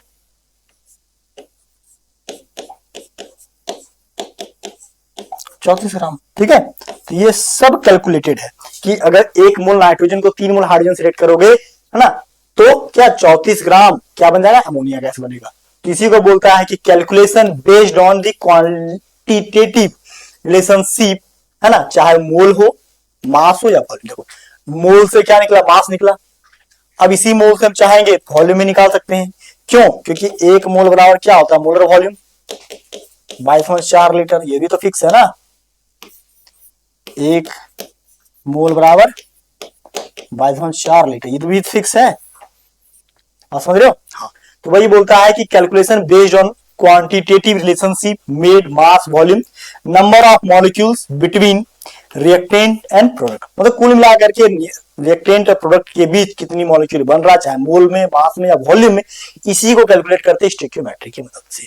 ठीक है, बोलता है for a balance chemical equation these are called stoichiometric coefficient. Equation को बैलेंस करने के लिए जो मल्टीप्लाई कर रहे हैं 1 3 2, यही क्या है, स्टोइकियोमेट्रिक कोएफिशिएंट। ठीक है, बात समझ रहे हो, लिखो कॉपी में इसको। चलो आगे आगे क्या सर, आगे देखो उसी बात को नीचे हम समझा बुझा के लिखे, क्या अगर इसकी मोल की संख्या तुम बढ़ाओ तो क्या होगा। जैसे बोलता है अगर इनिशियल मोल, अभी यहाँ 1 लिए हो तो 3 ये चाहिए, बना है 2 मोल, समझ लो। अगर इसके जगह पे 1 के जगह पे अगर कोई बोले हमको 10 मोल लिए, कितना लिया सर, 10 मोल नाइट्रोजन का, तो 10 के जगह पे इसके हिसाब से यहाँ पे 1 को मल्टीप्लाई करो 10 से, तो कितना हुआ सर, 10 मोल नीचे आया। अब इसको भी 3 को मल्टीप्लाई करो 10 से, कितना आएगा सर, 30 आएगा। समझ रहे, ये बनना कितना था, ये इनिशियल टाइम, इनिशियल मतलब लेने, रिएक्शन स्टार्ट होने से पहले। स्टार्ट होने के बाद क्या हुआ सर, स्टार्ट होने के बाद पता चला क्या कि इंटरमीडिएट मोल, मतलब बाद में समझो क्या, अगर यहाँ पे 2 मोल रिएक्ट किया, कितना मोल रिएक्ट किया है, 2 मोल यहाँ पे रिएक्ट किया हुआ है, तो अगर इसका 2 मोल रिएक्ट किया है, इसका 2 मोल रिएक्ट किया है, तो 2 इससे कितना रिएक्ट करेगा, इससे रिएक्ट करेगा, तो 2 1 को मल्टीप्लाई करो 2 से, 2 मोल, मान लो 2 मोल खत्म हुआ, 2 मोल पार्टिसिपेट किया, तो रेस्ट कितना बचा, 10 में 2 चला गया, 8 बचा। इंटरमीडिएट मोल कितना बचा, 8।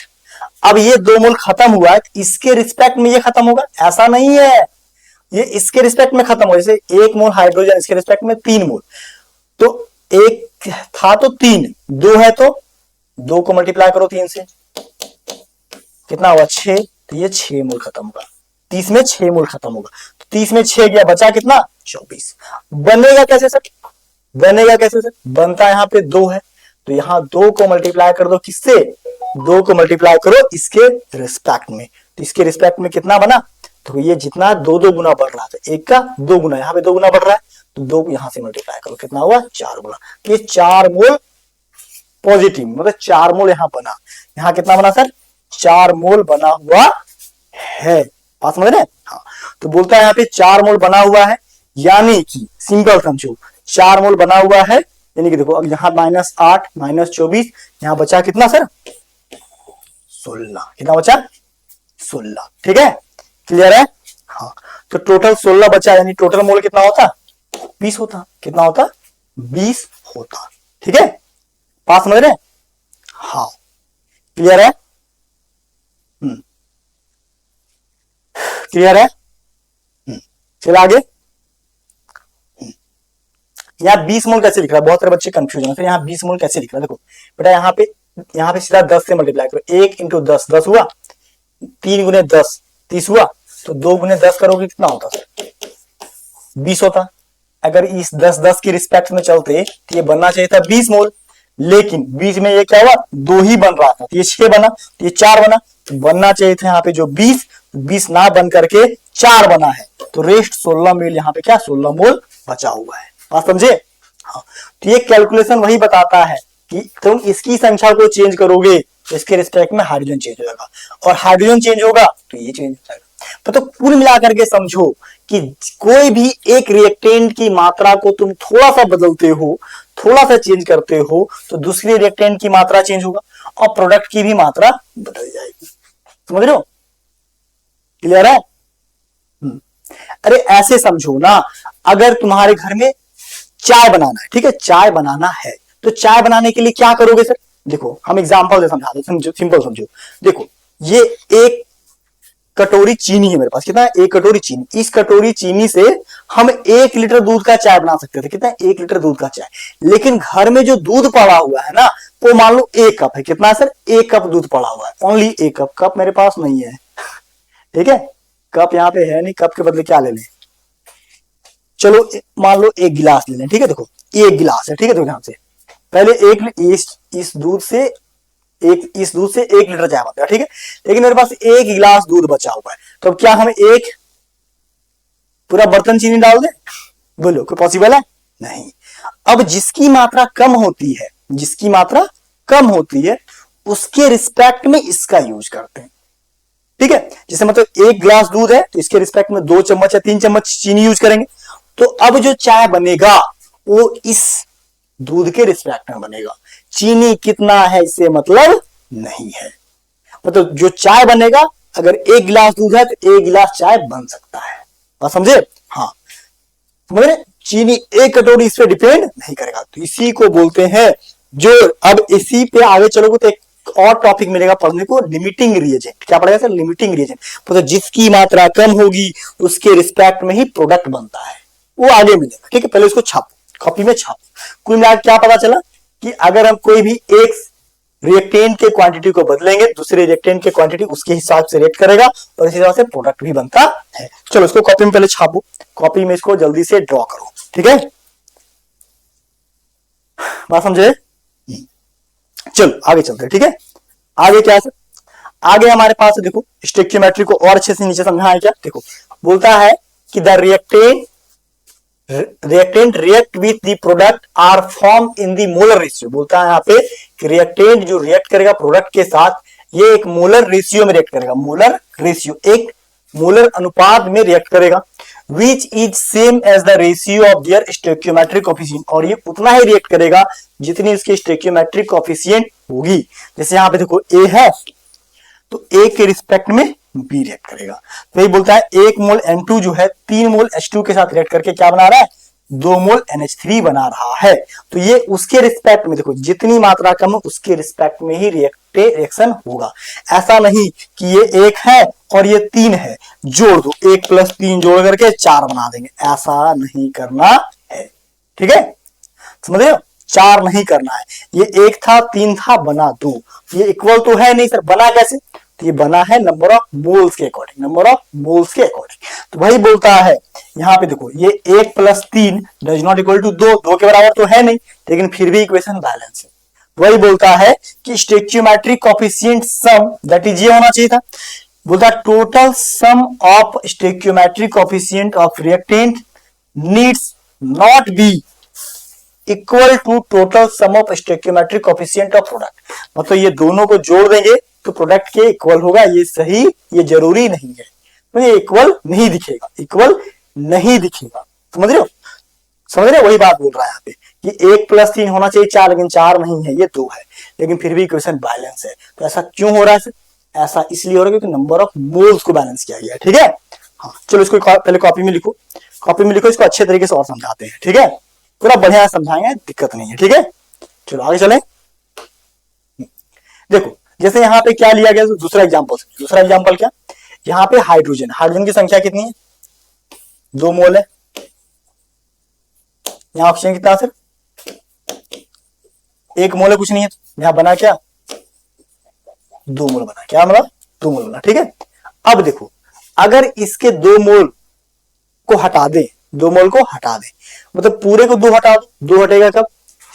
2 हटेगा कब? इसको 2 से भागा दो, चलो 2 की जगह पे इसको 1 कर देते हैं, 2 की जगह पे क्या करते हैं 1, इसको 2 से भागा दो, 2 से भागा देंगे कितना? 1 आया, इसको भी 2 से भागा देंगे, इसको भी 2 से भागा देंगे, बनेगा क्या इसको? मतलब ये अगर 1 मोल लिए, हाइड्रोजन 1 मोल लिए तो ऑक्सीजन का आधा मोल लेना पड़ेगा, और वाटर कितना बनेगा? 1 मोल बनेगा, ठीक है। मतलब तुम इसकी मात्रा को बदलोगे, इसकी मात्रा बदलेगा, और इसकी मात्रा बदल जाएगा, प्रोडक्ट की मात्रा बदल जाएगा। अगर इसकी मात्रा घटा दोगे, मतलब कोई भी एक सब्सटेंस को तुम चेंज करते हो, दूसरा सब्सटेंस अपने आप चेंज हो जाता है। तो ऐसा कौन सा सब्सटेंस है? सारा अब सबसे कम जो होता है उसी के रिस्पेक्ट में चेंज देखा जाता है, सबसे कम है ऑक्सीजन। कौन है सबसे कम? ऑक्सीजन। तो वही बोलता है कि this does not mean that कि 1/2 O2 मॉलिक्यूल इज रिएक्टिंग। इसका मतलब यहाँ पे ये नहीं है कि ये हाफ मॉलिक्यूल रिएक्ट कर रहा है, इसका मतलब ये कि हाफ मोल यूज हुआ है, ठीक है, ये हाफ मोल क्या यूज हुआ है, ठीक है, बात समझ रहे हैं। चलो इसको लिखो, पहले यहां पे इसको लिखो, ठीक है, लिख लें इसको, कॉपी में लिखना, अभी आगे और भी टॉपिक है, ठीक है। देखो जैसे यहां पे बोल रहा है क्या, इट मींस दैट कि H2O2 में हुआ क्या, यहाँ पे H2O2 में ध्यान से देखो, H2 और O2 में बोलता है combining and H2O is produced, जिसे बोलता है यहाँ पे 1 को 1:2 और 1:1 रेशियो में लिया गया, ठीक है। देखो यहाँ पे क्या बोलता है, यहाँ पे सर, यहाँ पे देखो, यहाँ पे 3 अनुपात है, क्या क्या? पहला यहाँ पे देखो, अगर हम देखें H2 O2 H2O, पहले कितना अनुपात है सर? 2:1, और उधर कितना? कलर चेंज कर लो, कलर दूसरे दिख नहीं रहा होगा, कोई बात। देखो क्या बोल रहा है, 1:1, और यहाँ पे कितना? वाटर का 2 अनुपात, ऐसे है, ठीक है। हाँ अगर इसी को देखें नीचे, क्या H2 O2 H2O, देखो क्या है बनने के बाद, अगर ये है 1:, तो इसको क्या करना पड़ेगा? 1/2, और यहाँ भी क्या? 1/2, ठीक है, बात समझ रहे हो। हाँ तो मतलब एक अनुपात चेंज करोगे, मोलर रेशियो का अनुपात भी क्या बदल जा रहा है, बात समझ रहे हैं। यही कहना चाह रहा है कौन? स्टोइकियोमेट्री। तो वही यहाँ पे देखो, यही बात यहाँ पे हमने लिख भी रखा है कि इफ इट मींस दैट कि when H2O2 combine and H2O is produced, it happen in 1:1, एक रेशियो, या फिर इसको 2:1:2 इस रेशियो में भी लिख सकते हो।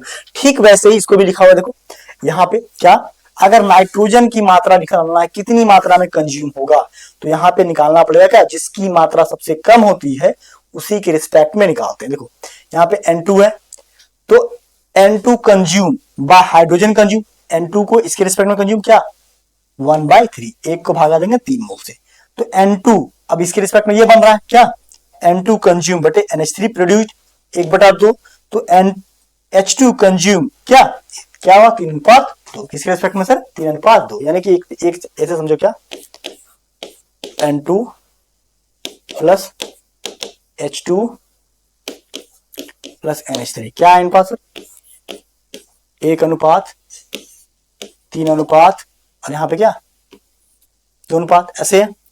अगर चाहो तुम क्या इसके अनुपात को बदलें, अनुपात को कैसे बदलोगे, अगर समझो इसको सबको हम क्या करें, नया अनुपात बनाते हैं, 3 से भगा देते हैं, क्या होता है सर 3 से भगा देते हैं, तो क्या होता है आप लोग, अगर 3 या 2 से भागा दे दो, किसी को एक रिस्पेक्ट में भागा दो, अगर 2 से भागा देंगे तो 1/3 से भागा दो, 1/3, 3 को भागा दो 1, 2/3 आ जाएगा, ठीक है।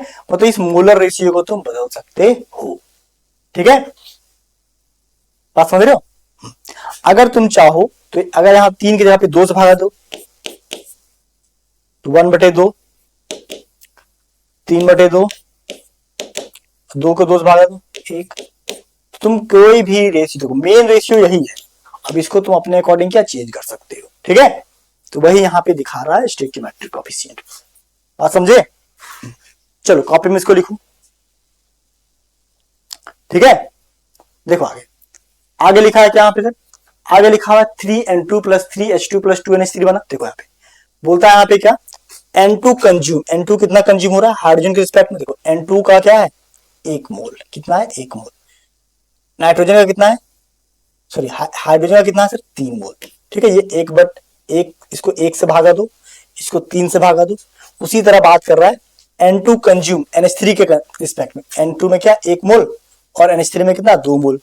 उसी तरह अगर हाइड्रोजन का निकालें अमोनिया के रिस्पेक्ट में, सर देखो N2 में कितना 3 मोल, क्योंकि हाइड्रोजन में कितना 3 मोल है, और अमोनिया में देखो अमोनिया प्रोड्यूस्ड बटे 2 मोल, ठीक है। तो ये इसके रिस्पेक्ट में, ये इसके रिस्पेक्ट में, ये इसके रिस्पेक्ट में।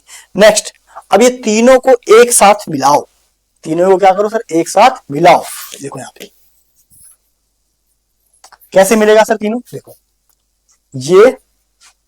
ये कॉम्बाइन हुआ, मतलब ये क्या हुआ, ये इसके इक्वल हुआ, ठीक है। हाँ, ये दोनों कॉम्बाइन हुआ, ये इसके रिस्पेक्ट में हुआ, मतलब एक तरह से क्या है तीनों एक दूसरे के कंपेरिजन में ही है, ठीक है। देखो तो बोलता है 1N2 कंज्यूम बटे 1, N2 कंज्यूम बटे 3, मतलब कुल मिलाकर के जो यहाँ लिखा गया उसी के रेशियो से भागा दिया गया है। देखो ध्यान से, है ना, 1/1, 1/3, 1/2, ठीक है, बात समझ रहे। हाँ, इसको चाहो तो तुम मल्टीप्लाई करके हटा भी सकते हो, ठीक है। तो इसको लिखो, यही हमारा स्टोइकियोमेट्रिक कोएफिशिएंट को दिखा रहा है कि बदल कैसे सकते हैं, ठीक है। हाँ, चलो आगे देखो, आगे देखो अब बोलता है अगर इनिशियल, ठीक है, इनिशियल जो दिया हुआ है, ठीक है, देखो यहाँ पे N2 इनिशियल 1 है, N2 इनिशियल 3 है, ये दोनों एक दूसरे के बराबर है। देखो नाइट्रोजन 1 है, ये 3 है, और यहाँ पे हाइड्रोजन कितना 2। फाइनल देखो बोलता है ये एक दूसरे के इक्वल नहीं है, ठीक है, नेसेसरीली इक्वल नहीं है एक दूसरे का, लेकिन डेफिनेटली बोलता है डेफिनेटली क्या है रिएक्शन के बाद, ठीक है, रिएक्शन के बाद जो इसका कंसंट्रेशन है डेफिनेटली एक दूसरे के बराबर होगा। मतलब जरूरी नहीं है कि एक दूसरे के इक्वल हो, लेकिन रिएक्शन के बाद डेफिनेटली ये एक दूसरे के रेशियो में ही होगा, ठीक है। दो बात लिखा है, एक नेसेसरीली, एक डेफिनेटली। नेसेसरीली का मतलब जरूरी नहीं कि ये इसी रेशियो में लेंगे, लेकिन रिएक्शन अगर हुआ है और उतना ही मोल बना हुआ है तो ऑलवेज टाइम डेफिनेटली वो इसी रेशियो में बनेगा, ठीक है।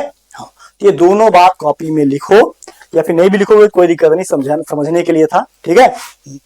चलो आगे, आगे क्या सर, आगे है इसी को हमने कंक्लूजन को लिया हुआ है क्या वॉल्यूम के रिस्पेक्ट में। देखो बोलता है stoichiometry can be applied of volume of the gas off the reactant and product. कई बार रिएक्शन उस सब्सटेंस के लिखा है इसमें वॉल्यूम यूज करते हुए, ठीक है, वॉल्यूम मतलब मास की जगह पे वॉल्यूम यूज करते हैं, उसके लिए भी स्टोइकियोमेट्रिक कोएफिशिएंट का यूज करते हैं। तो stoichiometry can be applied to volume of gas reactant and product at same temperature and pressure. जैसे देखो यहाँ पे हाइड्रोजन लिया गया, हाइड्रोजन का अगर 2 मोलर वॉल्यूम है तो ऑक्सीजन का 1 मोलर वॉल्यूम होगा, और इसका 1 मोलर वॉल्यूम क्या वाटर का बनेगा, ठीक है। हाँ, बोलता है मोलर वॉल्यूम में भी इसको हम लोग स्टोइकियोमेट्री का यूज कर सकते हैं, ठीक है। चलो इसको लिखो आगे, आगे हमारे पास काफी सारा क्वेश्चन है, इस क्वेश्चन को बनाते हैं एक।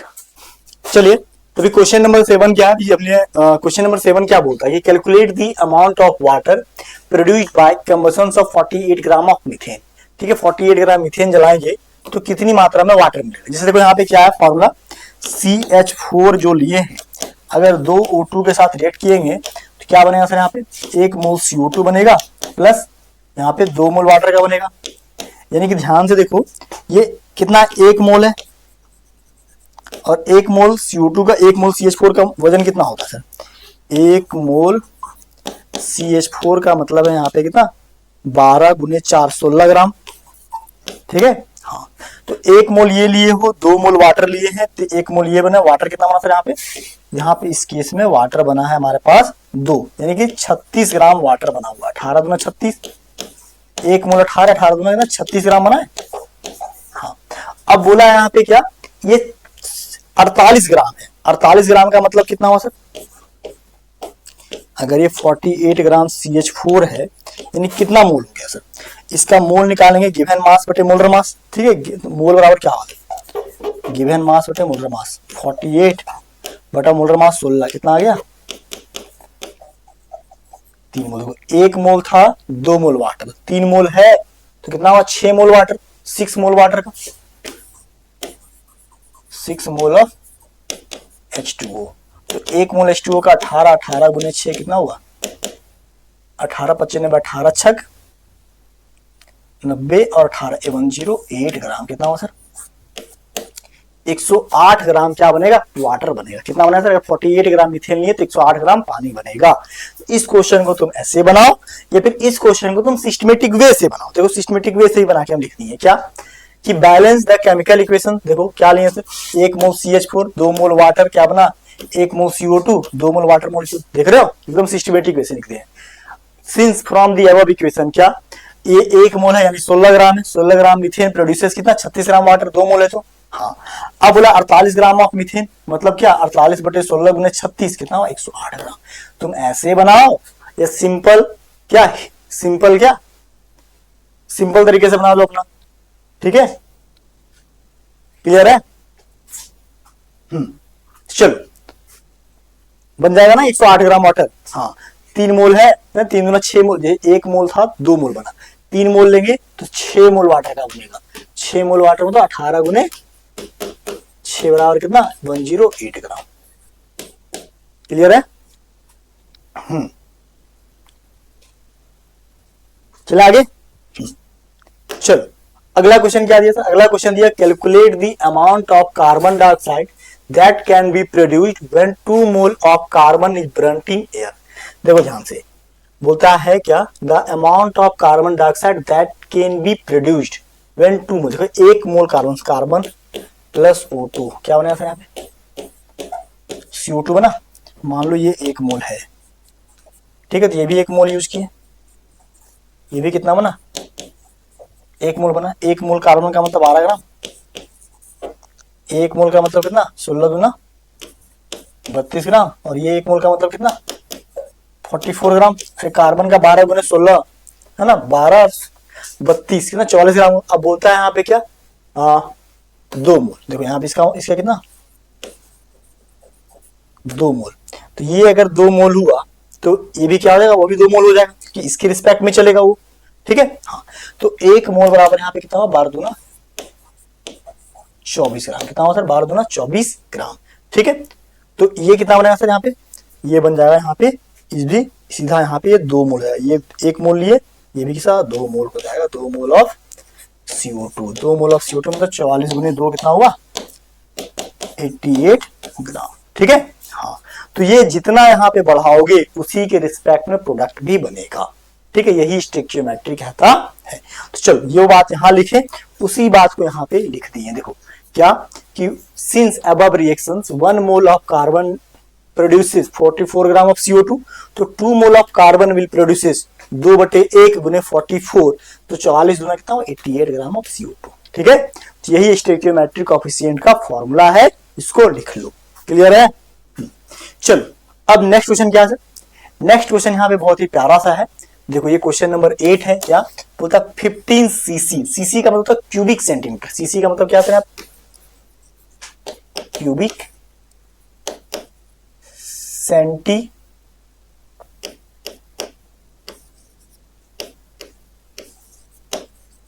ठीक है, क्यूबिक सेंटीमीटर। क्या बोल रहा है? 15 CC gaseous hydrocarbon required 45 CC of oxygen. बोलता है 15 सीसी गैसियस हाइड्रोकार्बन जो है ये 45 सीसी ऑक्सीजन का जरूरत होता है फॉर कंप्लीट कंबसन, पूरे कंबसन होने के लिए। इफ 30 सीसी ऑफ CO2, अगर 30 cc CO2 is form, then formula of the gaseous compound का फॉर्मूला क्या हो, देखो यहाँ पे बोल रहा है क्या, 15 सीसी ऑफ हाइड्रोकार्बन। हाइड्रोकार्बन कैसे बनता है, कार्बन और हाइड्रोजन के मिलने से ही हाइड्रोकार्बन बनता है, CXHY। ठीक है, देखो बोलता है क्या, ऑक्सीजन के साथ बर्न करो, ऑक्सीजन के साथ कुछ भी तुम बर्न करोगे बनेगा क्या, बनेगा यहाँ पे CO2 प्लस H2, ये तो बनेगा ना, सिंपल सी बात, बोलो ये बनेगा। अब ये हाइड्रोकार्बन क्या है ये तो पता है नहीं वो, ठीक है, हाँ, तो ये हाइड्रोकार्बन क्या है पता तो है नहीं, इसके लिए एक जनरल रिएक्शन लिखते हैं, इसको छोड़ो, इसके लिए एक जनरल रिएक्शन लिखते हैं, उसी से ये पता चलेगा। क्या जनरल रिएक्शन सर, देखो मान लो यहाँ पे हम लेते हैं CH4, देखो इसको हम एक मान रहे हैं, ठीक है, CH4 बनेगा क्या सर, अगर 1 मोल O2 के साथ रिएक्ट करें क्या बनेगा सर यहाँ पे, देखो 1 मोल O2 के साथ रिएक्ट करें तो बनेगा CO2 प्लस H2, ये बन रहा है। देखो ध्यान से देखो, हाइड्रोजन 4 का आधा बना, ठीक है, और कार्बन एक, मान लो ये एक की जगह पे X मान लो, ठीक है, यहाँ पे एक यूज हुआ, ये देख रहे हो, हाँ ठीक है। अब यहाँ पे ऑक्सीजन का संख्या क्या, ऑक्सीजन का संख्या 2 है, तो 2 के रिस्पेक्ट में यहाँ पे यूज करेंगे क्या सर, देखो यहाँ X है, यहाँ भी X होगा, ठीक है, लेकिन यहाँ पे क्या हो सर, यहाँ पे देखो H2O, तो इसी के लिए हमने एक जनरल फॉर्मूला बनता है, देखो हाइड्रोकार्बन के केस में एक जनरल फॉर्मूला बनता है क्या, CX प्लस HY बराबर क्या X प्लस Y/4, ठीक है, Y/4 plus O2 plus X मोल CO2 प्लस Y/2। ऐसा क्यों बन रहा सर, ये क्वेश्चन क्यों बन रहा है, ध्यान से देखो, इधर हम बनाते हैं, ठीक है, अगर इसके जगह पे ऐसे लिखते क्या CH4, ठीक है, ध्यान दो, प्लस क्या O2 बनता क्या,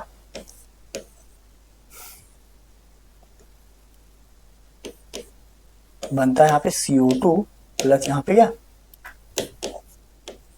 H2, देखो CH4 बना, हाँ CH4 में इसको मान लो, इसको X, इसको Y, यहाँ पे X क्या सर, X यहाँ पे X प्लस Y/4, ऐसा क्यों किए, तो Y है 4 को भागा दो 4 से कितना होता, 1 होता, और यहाँ पे एक और एक कितना हो गया 2 क्यों, देखो यहाँ पे इसको बैलेंस करने के लिए 2 यूज किए, ऑक्सीजन यहाँ पे 2 होता, यहाँ भी 2 होता, यानी इसी इक्वेशन को अगर हम नीचे लिखें क्या लिखते, देखो CH4 प्लस 2O2, ठीक है, CH4 प्लस 2O2 प्लस क्या CO2 प्लस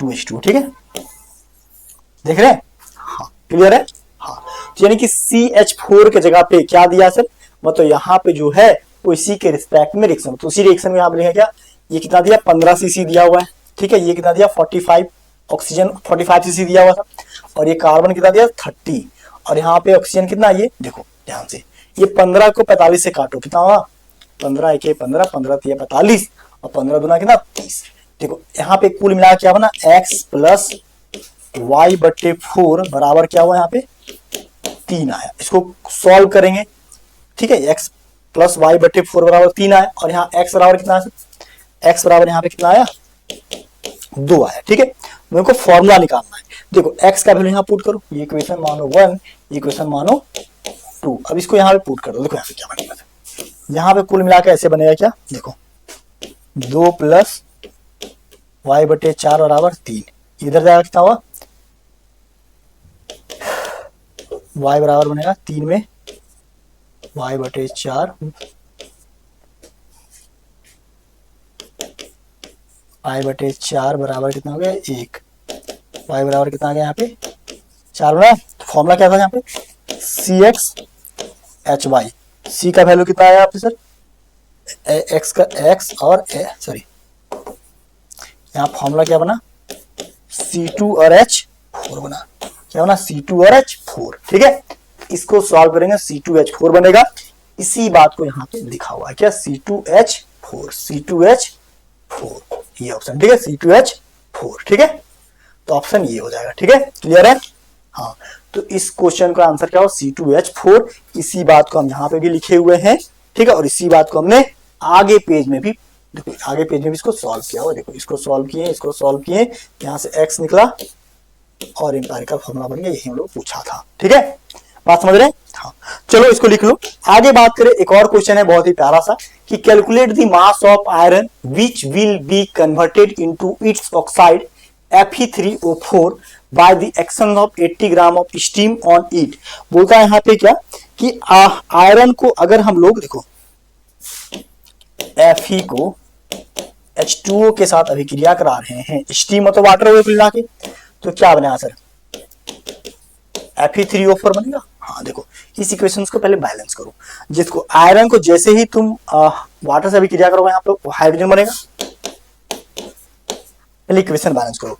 आयरन यहाँ पे 3, यहाँ पे 3, ऑक्सीजन कितना है यहाँ पे ऑक्सीजन है 4, हाइड्रोजन कितना 2। चलो इसको बैलेंस करो, हाइड्रोजन के साथ ऑक्सीजन बैलेंस करो, ऑक्सीजन यहाँ पे 4, 4 यहाँ पे क्या क्लियर है? हाँ, अब हाइड्रोजन की संख्या कितना हो? 4 दूना 8, 4 मल्टीप्लाई करो, हो गया क्लियर? हाँ। बोलता है calculate the mass of iron which will be converted into its Fe3O4 by action of 80 gram water. मतलब पानी का वेट कितना दिया हो? 18 ग्राम। पहले समझो यहाँ पे क्या, ये 3 मोल है, कितना है?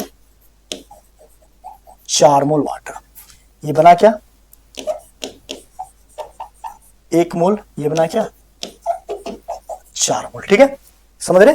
हाँ, बोलता है यहाँ पे क्या 18, बोलता है अगर 4 मोल हम लोग लिए हैं वाटर तो बन रहा है 1 मोल Fe3O4। क्या बना सर? 1 मोल Fe3O4। मतलब 4 मोल वाटर का मतलब मास कितना हुआ?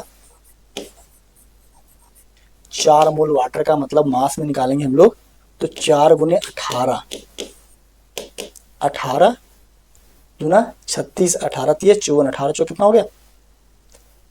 36 दूना 72 ग्राम हो। कितना हुआ सर यहाँ पे? 72 ग्राम। ठीक है, और यहाँ पे कितना बना सर? 1 मोल Fe3O4 का मतलब आयरन का कितना होता है? 55, 56 मान लो, 56 गुने 2 प्लस ऑक्सीजन का 16 इंटू 4, 56 दूना कितना हुआ? 4 दूना 60, 112। ठीक है, प्लस 64, जोड़ दो कितना हुआ सर यहाँ पे? 4 2 6। ठीक है, 6 7, 176 ग्राम। मतलब अगर 72 ग्राम दिया हुआ है, 176 ग्राम बन रहा है। कितना बन रहा है सर? 102 ग्राम लिए तो 76 ग्राम बन रहा है। ठीक है, अब यहाँ पे बात क्या कर रहा है कि 72 ग्राम लिए हैं यहाँ पे तो 176 ग्राम बन रहा है कंपाउंड। ठीक है,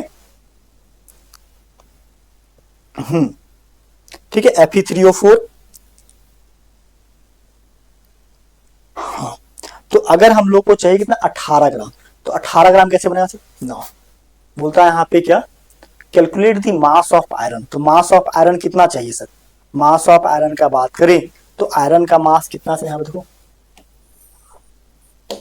आयरन का मास 3 गुने Fe कर दो, Fe का 56 जोड़ दो सर, 6 तिया 18 का 8, 5 तिया 15 16, 168 ग्राम। ठीक है, 168 ग्राम आयरन 4 मोल इससे मल्टीप्लाई किया 176 ग्राम बन रहा है। ठीक है, तो हमारे पास पानी की मात्रा कितना दिया सर? पानी की मात्रा दिया हुआ हमारे पास केवल और केवल कितना? 18। तो क्या करेंगे सर? देखो यहाँ पे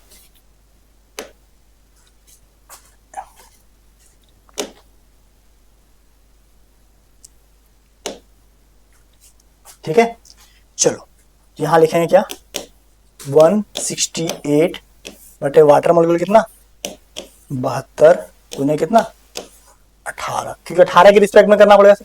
काटो, 18 से कितना बार में कट जाएगा सर? 18 36, 18 चौक 72, 4 से 168 को भागा दे दो, कितना बनेगा सर? 168 भागा 4, 168 भागा 4 दे दो, कितना बचेगा? 4 से भागा दिए 16 बच गया, खत्म हो गया, बचा 8। 8 का भागा क्या होगा सीधा यहाँ पे? 8 को 2 से। ठीक है, मतलब 42 ग्राम। कितना बचा सर? 42 ग्राम Fe2O3 बनेगा। ठीक है, ठीक है, if we take 18 gram steam then we form 42 gram of क्या, Fe2 Fe3O4। ठीक है, यहां से यही बात चल रहा है। ठीक है, ये पूछा था कि calculate the mass of iron which will be converted, कितने मास कन्वर्ट होगा ऑक्साइड में। तो अगर हम लोग यहाँ पे क्या 18 ग्राम ले, देखो अगर ये 72 ग्राम है, ठीक है, ये यहाँ पे इसका मतलब 72 ग्राम है, तो बन रहा था 176 ग्राम। ठीक है, और यहाँ पे इसका कितना, इसका मास था 168 ग्राम। अगर इसकी मात्रा केवल घटा करके 18 ग्राम कर दिया जाए, ये उसी के रिस्पेक्ट में क्या ये कंपाउंड बनाएगा, कितना 42 ग्राम। तो यही बात यहाँ पे हमने लिखा है। ठीक है, हाँ चलो इस क्वेश्चन को सॉल्व कर लो। मिलते हैं इसके बाद नेक्स्ट क्लास में, वहां पे स्टोइकियोमेट्री, आई होप स्टोइकियोमेट्री से जितने भी क्वेश्चन है आपसे बन जाएंगे। ठीक है, बस इसको लिखना प्रैक्टिस करना, एंड डे में हम आपको एनसीईआरटी में जितने भी क्वेश्चन है सारा बताएंगे। नेक्स्ट क्लास में बेटा हम लिमिटिंग रिएजेंट पे क्वेश्चन करवाएंगे। ठीक है, अभी जितना बता कॉपी में जरूर लिखना, छोड़ोगे दिक्कत होगा, लिख लेना कॉपी में। नेक्स्ट टाइम हम पढ़ाएंगे लिमिटिंग रिएजेंट। ठीक है, तब तक थैंक यू सो मच, जय हिंद, बाय, हैप्पी लर्निंग।